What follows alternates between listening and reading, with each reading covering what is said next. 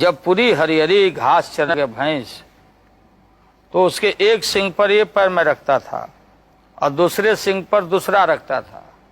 वो चल रही है नीचे, पूरे उसके पुट्ठा को मैं पकड़ के जैसे छिपकली सड़ जाती। जब गर्दन भारी हो भैंस के तो भैंस ऐसे उठावे, छड़क के मैं पीठ पर बैठ जाता था।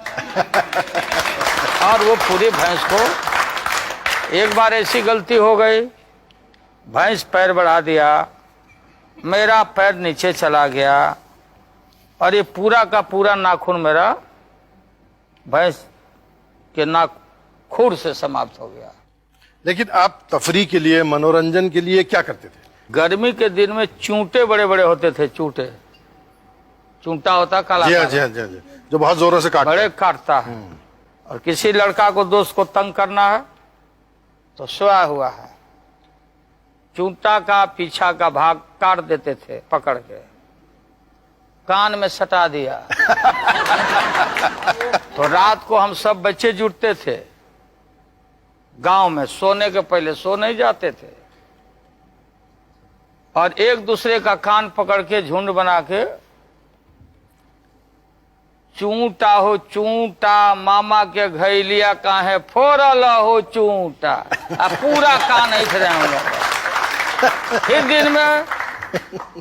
दिन में बैठते, सब पलहत्थी मार के बैठ जाते थे और अंगूठा अपना पकड़ लिया, और ये अंगूठा इस तरह से रखा, फिर दूसरा पकड़ा, फिर तीसरा पकड़ा, फिर चौथा पकड़ा, सभी दोस्त मिल करके, और बोलते थे हम लोग, तार काटो तरकुल काटो, काटो रे बन खाजा, हाथी पर के घुंघरू चमक चर खाजा। ये हमारा काम होता है, ये हमारे एंटरटेनमेंट, ये हमारा एंटरटेनमेंट था गांव गंवई के लोगों का, और खास करके हमारा इलाका भोजपुरी इलाका था जी। तो कोई तो, फिर उसके बाद कहीं नाच वो चाया कभी कभी, तो जाके हम लोग बैठे। मैं आपके एंटरटेनमेंट की बात चली है तो कुछ ऐसे लोगों को बुलाता हूं जो उस एंटरटेनमेंट से जुड़े हुए हैं। बच्चे प्लीज बैठ जाएं और गौर से सुने कि बाबूजी जब शरारत करते थे तब क्या होता था। प्लीज पधारें राम प्रवेश यादव जी, राजदेव यादव जी और रामप्रीत यादव जी, बचपन के दोस्त लालू जी। आइए, पधारिए पधारिए, आइए आइए। लालू जी बता रहे थे कि कैसे बचपन में जो है शरारतें करते थे आप लोग मिलकर, और कैसे किसी के कान पे जो है चूंटा चिपका दिया किसी, तो ये इसमें आप लोग भी शामिल होते थे और सिर्फ आप ही के कान पे चिमटा लगता था या कभी लालू जी के कान पे भी लगता था? वो किसी को कान में बहुत तेज थे उस टाइम में, यही पहले धरा देते थे किसी को कान में। और हम लोग गाय भैंस चराते थे। इसके बाद ये सिपाही बनते थे, हम लोगों को चोर बनाते थे। किसी को चौकीदार बनाते थे, हम लोग के गमछा है न से हाथ बनवाते थे। अब पुल जो होता है देहात में, उसी में हम लोगों को बंद कराते थे, फिर छोड़वाते थे।